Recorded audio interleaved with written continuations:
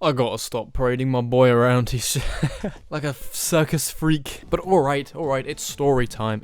The year is 2020. Set 75283 LEGO Star Wars The Clone Wars Armored Assault Tank, or ATT, it hits store shelves, and in it, one clone trooper, one 332nd clone trooper, obviously representing the final few episodes of Star Wars The Clone Wars. And I suppose people looked at that and went, and so 3 years later, our prayers were answered.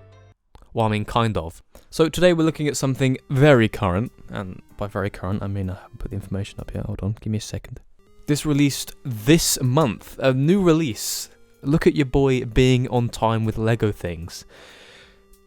Don't expect this moving forward. But we have 4 brand new clone troopers to look at, and let's first of all talk about the build. Oh goodness, it's fine. The show must go on. What is this? So I kind of built this, finished it, and looked at it and went, I mean, it's a good look at them new stud shooters though. Actually, go on now. Oh, if someone could leave a comment down below as to what that is, then that would be amazing. But the build isn't very important when it comes to these sorts of things. Anyway, you buy it for the minifigures. And before we get on to said minifigures, if you like LEGO and you like LEGO minifigures, feel free getting really comfortable with that subscribe button. But here we are. This is a 332nd clone trooper, obviously with the orange helmet, and whilst we're on the topic of helmets, it is obviously the newer style of Phase 2 clone helmets with those holes.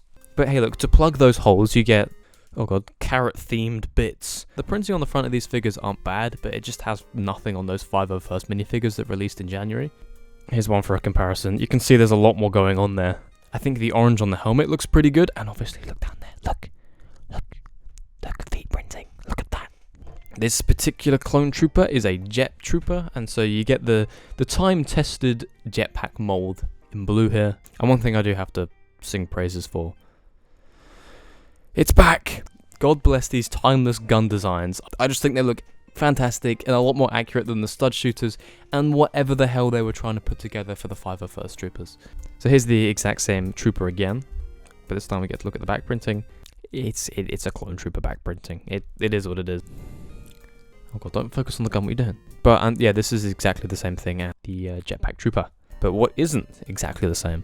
The only clone in this battle pack that in the instructions tells you to put a visor on. This is a named character, and I forgot the name. Clone Captain Vaughn. And I think this particular minifigure has been causing quite a stir online for a number of reasons. And I think first of all, it's a named character in a battle pack that people are going to buy loads of to build an army with. And my opinion on that whole thing, it's like, I feel like that's a pretty niche edge case. I think most people are only buying one of these, I'm going to be honest. And second of all, he's apparently not very accurate to the show, which I mean, I guess they could have done better. And the differences between this particular minifigure and the other one shown is that if you can see there, you can see right there a badge, there's a badge there. If you didn't see it first of all, nor did I. I assembled all 4 of these minifigures, not realizing that this one looked different. And the printing on the back is different, indicating a backpack of some description that I think he had in the show. And hey look, I think he looks pretty cool, I have no issues with this. But I think overall, some decent minifigures.